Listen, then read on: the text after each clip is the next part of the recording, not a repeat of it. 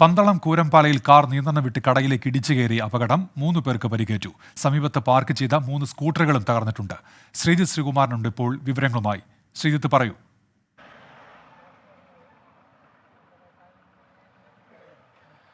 അമിത വേഗതയിലായിരുന്നു ഈ കാർ എന്നാണ് ഏറ്റവും ഒടുവിൽ ദൃക്സാക്ഷികൾ, നാട്ടുകാരും അതുപോലെ തന്നെ പോലീസും പറയുന്നത്. ഇരച്ചെത്തിയ കാർ തലകീഴായി മറിയുകയായിരുന്നു. എന്തായാലും 3 സ്കൂട്ടറുകൾക്ക് പരിക്കുണ്ട്. ഈ കടയിൽ സാമാന്യമായ രീതിയിൽ വലിയ തോതിൽ നാശനഷ്ടം സംഭവിച്ചിട്ടുണ്ട്.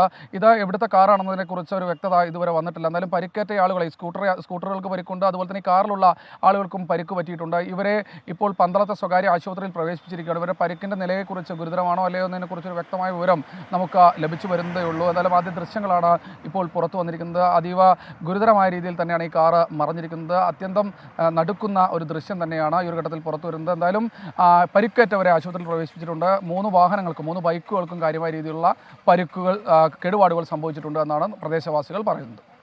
പന്തളം കൂരമ്പാലയിലാണ് ഈ അപകടം.